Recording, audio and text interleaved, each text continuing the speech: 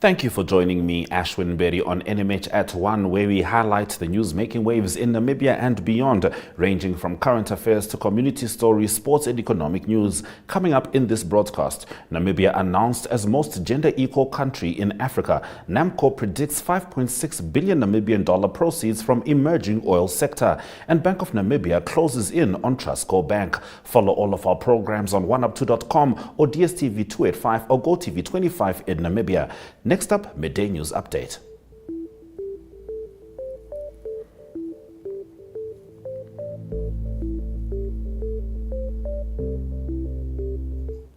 This morning, the Windhoek High Court postponed its ruling in former magistrate Jaco Kennedy's latest application for bail until 31 August. Kennedy and his cousin Raymond Clutter stand for trial for, among other things, rape and kidnapping. They allegedly kidnapped and raped a woman on 3 January 2015. Kennedy appeared in the High Court's SADC courtroom today before Judge Marlene Tomasi.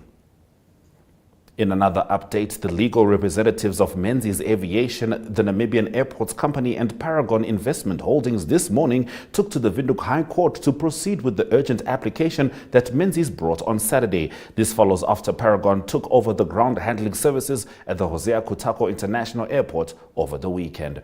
Visual News highlights local stories from across Namibia right after the break.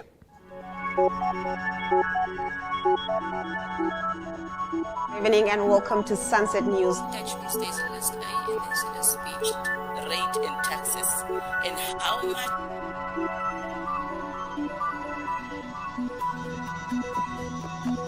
After the break, we take a look at the sports. We bring you economic indicators, tomorrow's weather and sports. I am Aina Raiza Kweyong.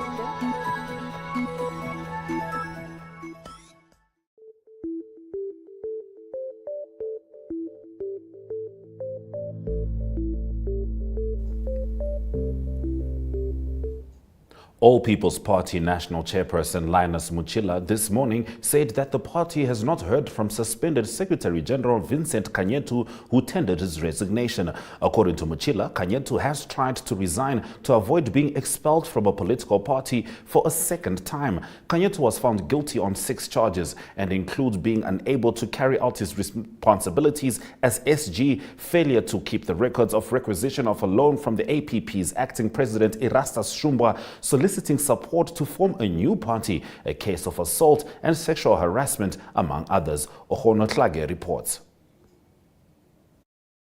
He knew very well that on the 19th of August, Saturday, we are sitting for his fate. And he knew very well that he was guilty of these cases. So that's the scapegoat. You journalists, you want to tell us that no, because we received, in fact, it was not even a formal letter.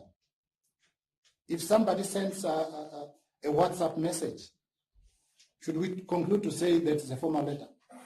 A formal letter, in most cases, it must be presented. Either he brings it in person or he envelopes and brings it to us. Even now, we are not very sure whether it's him who resigned. We are not sure. We are not very sure whether Mr. Kanyetu has resigned. Should we conclude that he has resigned? And are you saying, you as a NP journalist, saying that we're supposed to stop the process? The process that started in June. At 11th hour, we should stop it. I think this is very clear. You know very well this is a scapegoat. This is a scapegoat. A scapegoat to avoid, because he's very much aware that he was expelled from PDM, from DTA. Now this is a second expulsion. So he was trying to avoid that. It's the scapegoat to avoid dismissal. More than 1,000 people accused of benefiting from a tax refund scam totaling $830 million Namibian want the taxman to go easy on them. The details follow as Namibian Sun leads us into the newspaper review segment. Welcome to Active Kids, a daily TV show that sparks creativity, learning, and fun for young minds. With exciting activities and lessons, Active Kids inspires curiosity and a love for learning.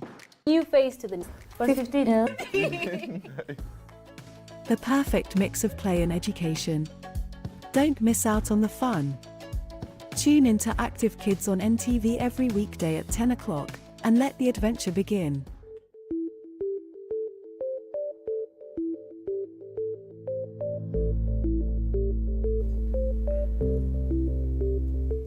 All right, we start off with Namibian Sun. More than 1,000 people are accused of benefiting from a tax refund scam totaling 813 million Namibian dollars want the taxman to go easy on them and give them as much as 15 years to repay the money. This follows efforts on the part of Namibia Revenue Agency to recover money owed to it and paid out as consequence of the scam. This is on page 1 of today's Namibian Sun. Now on page 3, the Economic Policy Research Association is pleading with Trade and Industrialization Minister Lucia Ipumbu not to proceed with the Namibian Investment Promotion and Facilitation Bill. In a letter hand-delivered to the minister last week, EPRA cautioned that, in its current form, the bill would have a damning impact on Namibia's investment environment. We humbly again submit that there is little to nothing in the proposed bill that makes investment more attractive. In reality, and what is written in the bill is the reality, not the pleasing imagery provided by those selling it. The bill simply proposes a host of additional obstacles for both local and foreign investors, the letter said. According to Republicans' lead story, the High Court in Windhoek dismissed Zhongmei Engineering Group Limited's application to recover the 33 million Namibian dollars in outstanding taxes that the Namibian Revenue Agency had deducted from its bank account. The Chinese construction company, accused of not meeting its tax obligations, has taken the tax agency to court, alleging that the pending taxes were illegally withdrawn from its account.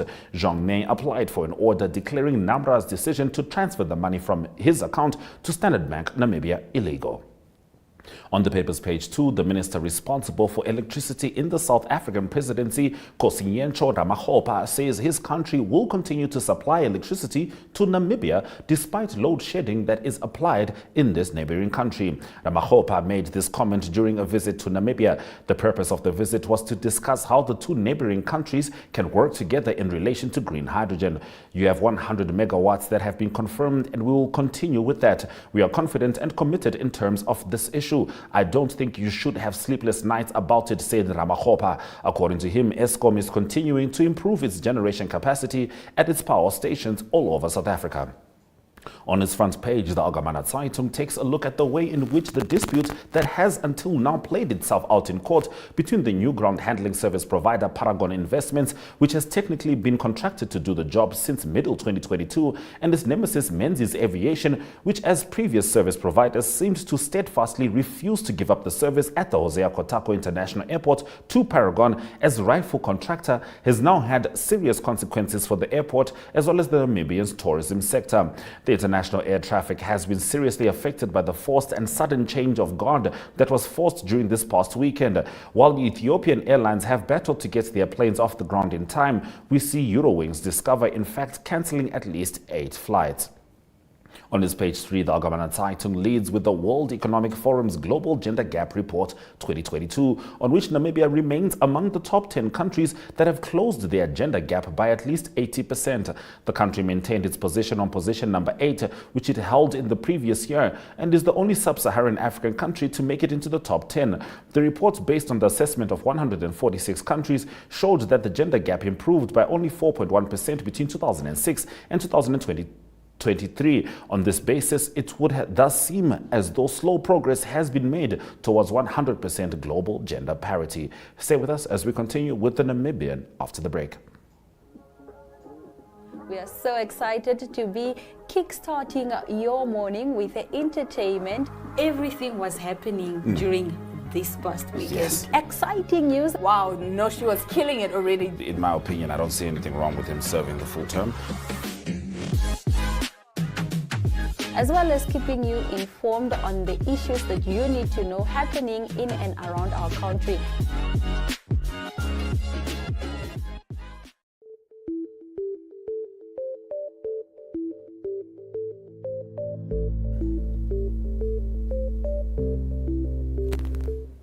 Namibia has been ranked the most gender-equal country in Africa and the 8th most gender-equal country in the world as of June this year. According to the Global Gender Gap Index, no country has achieved gender parity yet, although the top 9 countries have closed at least 80% of the gender gap. This is reported on the Namibian's front page. The paper's page 3 tells the story of two Walvish Bay teenagers who at the age of 19 have started putting food on the table for their families by working as fishers. Manette Boyce and Leticia Unayes usually make their way to the Walvish Bay Lagoon during their free time, where fisherman Jan Duplessis departs from the lagoon with a small boat. The cousins spend hours at sea earning their salary from catching fish, while also going home with enough fish to feed their families and save for university. According to New Era, the debate over who should settle in the Babwata National Park has reached boiling point, with Zambezi residents now threatening to take matters into their own hands. They feel that their neighbors from the Kavango East continue to invade the park without following due procedure. Zambezi residents threatened to invade the park if the alleged illegal occupation by the Kavango East counterparts continues unabated by 15 September. The paper's page 4 reports that the 62 million Namibian dollar Zambezi Vocational Training Center has introduced new programs as part of its expansion project, bringing the total number of trades on offer to 13. The facility boasts of an automotive workshop with the equipment worth 42 million Namibian dollars, sponsored by the Japanese government. The Bank of Namibia on Friday temporarily suspended Trustco Bank Namibia's banking license with immediate effect and gave the institution 6 months to comply with the law or face subsequent consequences. The decision to suspend Trustco Bank's license resulted from numerous non-compliance and serious shortcomings, of which several internal control weaknesses remain unresolved. This despite several repeated interventions by the bank over an extended period, directing Trustco Bank to rectify its shortcomings, Bank of Namibia Governor Johannes Kawasab said in a statement. Now, National Petroleum Corporation of Namibia has shared ambitious projections for the country's emerging oil sector. Stick around for economic news after the break. Welcome to My.NA Cars, your ultimate destination for everything automotive. I am your host, Diana Master. Teamwork makes the dream work, right? Discover the latest models, innovative technologies, and expert insights from our passionate hosts. Learn essential maintenance tips and get exclusive behind-the-scenes access to the automotive industry. Don't miss My.NA Cars on NTV every Thursday at 2100 hours.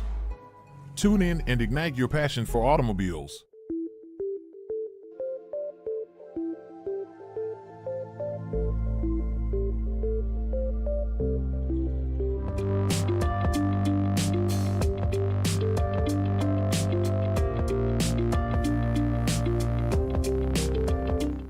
The National Petroleum Corporation of Namibia has shared ambitious projections for the country's emerging oil sector.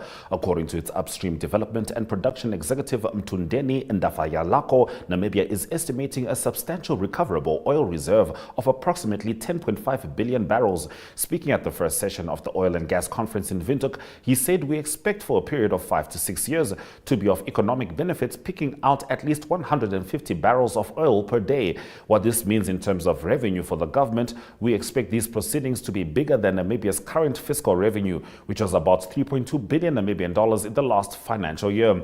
We expect it to be 5.6 billion at its peak of production.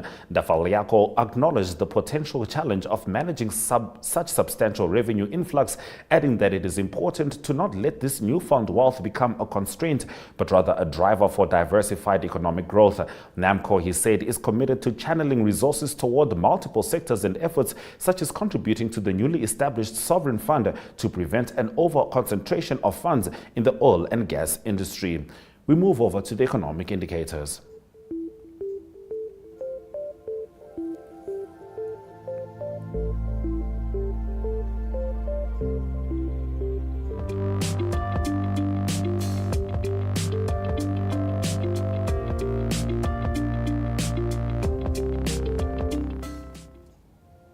The Namibian dollar trades at 19.00 next to the US dollar, with 24.14 Namibian dollars getting you 1 British pound.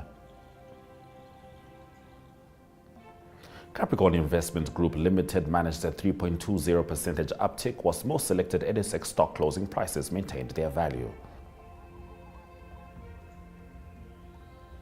Trustco Group Holdings, in spite of being in an entanglement with the Bank of Namibia, managed an uptick of 41.10%, whilst the overall index closed down 0.51%. Gold and platinum took dips of 0.15% and 0.98% respectively, whilst copper and Brent crude oil did a little better. We'll be talking about the expansion of the BRICS bloc after the break. Neopaints has established a 67-year Namibian legacy, creating personalized paint solutions that blend quality and innovation for the Namibian people.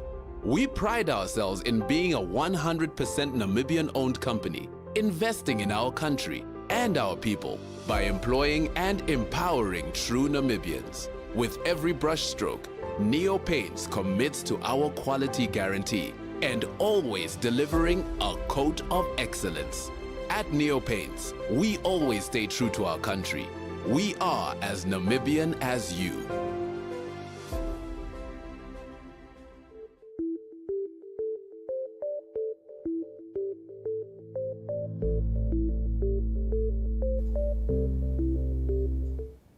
An expansion of the BRICS bloc under consideration at a summit this week has attracted a motley crew of potential candidates from Iran to Argentina, with one thing in common: a desire to level a global playing field many consider rigged against them. The list of grievances is long: abusive trade practices, punishing sanctions regimes, perceived neglect of the development needs of poorer nations, the wealthy West's domination of international bodies such as the United Nations, the International Monetary Fund, or the World Bank. Amid widespread dissatisfaction with the prevailing world order, the pledge of BRICS nations, currently Brazil, Russia, India, China, and South Africa, to make the grouping a leading champion of the global south, has, despite a dearth of concrete results, found resonance. Over 40 countries have expressed interest in joining BRICS, say officials from South Africa, which is hosting the August 22 to 24 summit. Of them, nearly 24 have formally asked to be admitted. The objective necessity for a grouping like BRICS has never been larger, said Rob Davies, South Africa's former trade minister, who helped usher this country into the bloc in 2010. The West African regional grouping ECOWAS has dismissed a negotiating tactic, the announcement by Niger's coup leader that civilian rule cannot be restored for 3 years. The organization's political commissioner, Abdel Fattah Musa, said the timetable was unacceptable. On Saturday, General Abdurrahmane Chiani said a national dialogue was needed to lay the foundations for a new political order in Niger. ECOWAS has threatened military action to restore the ousted president. Now crowds have again rallied in the capital Niamey in support of the coup, but correspondents say others opposed to the military takeover are afraid to publicly express their views. Hundreds of coup supporters gathered in Niger's capital in a rally on Sunday to show their support for the military junta. The demonstrators, who flew both Niger and Russian flags, expressed solidarity with the soldiers who overthrew their elected president Mohamed Bazoum last month. It followed an announcement on Saturday by the military ruler General Abdurrahmane Chiani warning against any outside intervention. We'll be talking Donald Trump as we swing over to international news. Welcome to What's Cooking, where culinary passion meets expert insights. Somebody must really want to cook and want to cook good food. Immerse yourself in the bustling world of professional kitchens as top chefs create mouthwatering dishes. Join us for in-depth interviews as our host explores the experiences and expertise of our guest chefs. Don't miss out.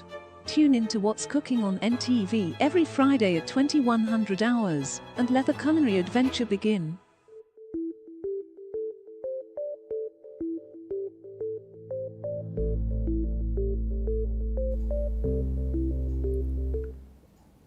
Donald Trump said on Sunday he will skip this week's first Republican presidential debate, arguing that Americans know him well, so there's no need for a public showdown with his rivals for the White House. In a message on his platform Truth Social, Trump touted what he called a hugely successful record as president and what he described as his popularity among the American people. I will therefore not be doing the debates, he said. The first debate in the race for the 2024 Republican presidential nomination is scheduled for Wednesday in Milwaukee, Wisconsin.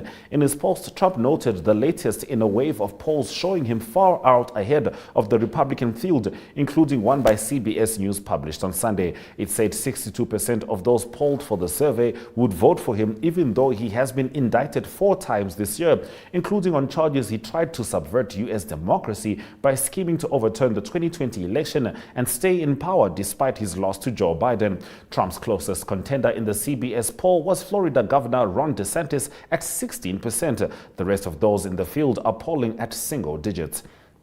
Brain implants have long been trapped in the realm of science fiction, but a steady trickle of medical trials suggests the tiny devices could play a big part in humanity's future. Billions of dollars are flowing into a clutch of specialist companies hunting for treatments of some of the most debilitating ailments, and pioneering studies have already yielded results. In May, a Dutchman paralyzed in a motorcycle accident regained the ability to walk thanks to implants that restored communication between his brain and spinal cord.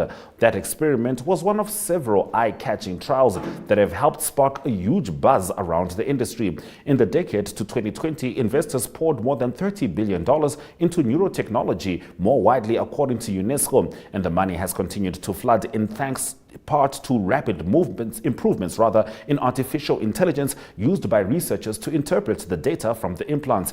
Tech titan Elon Musk has refocused some energy on his Neuralink firm after it received permission in May to test its implants on humans, helping it raise $280 million in funding. And other firms with less prominent bosses are proliferating, offering hope for sufferers of ailments from rare nerve diseases to severe epilepsy. We swing over to local sports shortly.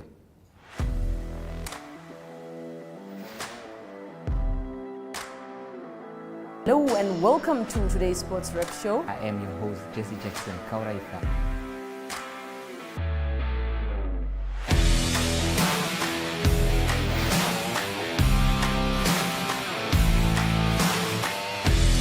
In replay, Namibia, who had won the toss for the first time on this tour.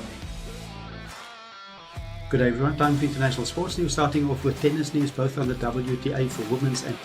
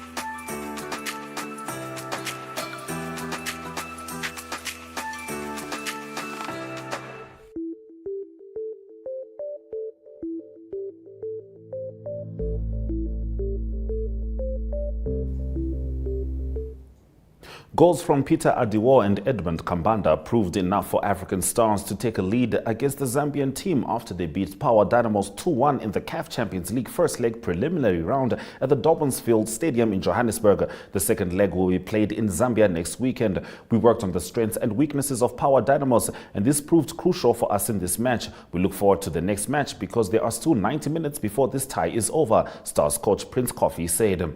The Samsung Windhoek High School Kudu Bulls and Skomans Group Windhoek Gymnasium Lions cemented their places in the semi-finals of the Standard Bank Under-19 Super League with convincing victories on Saturday. With only 2 remaining matches this week, neither will have any influence on the top 4 already being decided.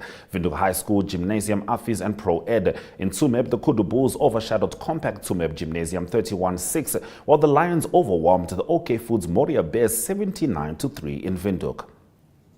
The Pioneers Park Primary School rugby field was fully packed on Saturday as the Namibia School Sports Union semi-finals took place, with Office Economics as the main sponsor. In the main Under-13 Super League semi-final matches, Windhoek Gymnasium took on Pro Ed Academy and St. Joseph's took on Parkies. Parkies were determined to see themselves in the final, and they came out strong from the first minute, eventually winning the match 48-0. Now, speaking of Namibian rugby, at the peak of it is, of course, the Valviches. And at this very moment, you'll be able to, after NMH at 1, you'll be able to swing over to Sportsrap Facebook as we officially announce the players who will be heading to the Rugby World Cup. Let's talk about Chelsea.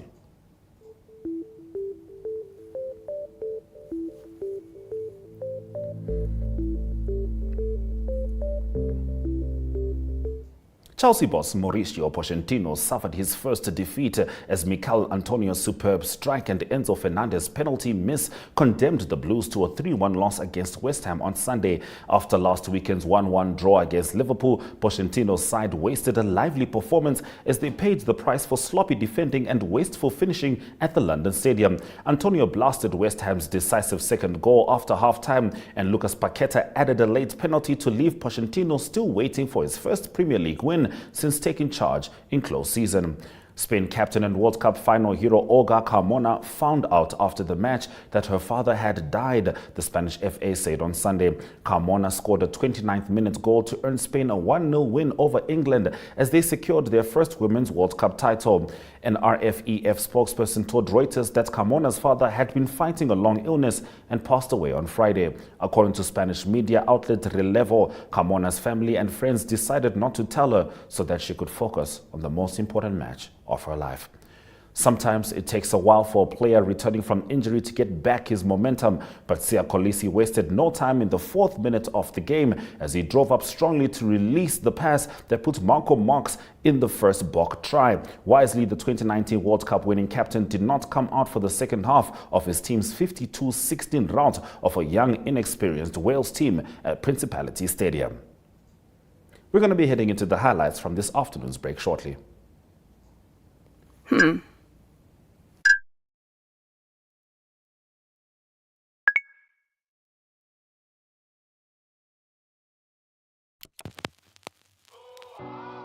eTicket, your online ticket solution for events and event marketing, bringing you ease of mind and making sure that your event gets out there.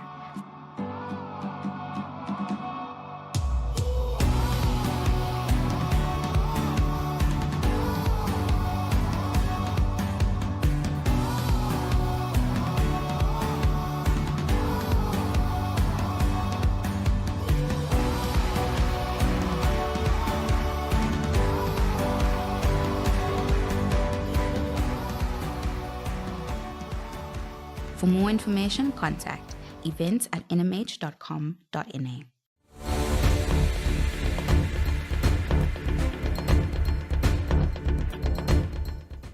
Here are the highlights from this afternoon's broadcast. Goals from Peter Adiwo and Edmund Kambanda proved enough for African Stars to take a lead against Zambia after they beat Power Dynamos 2-1. Donald Trump said on Sunday he will skip this week's first Republican presidential debate, arguing that Americans know him well, so there's no need for a public showdown. And an expansion of the BRICS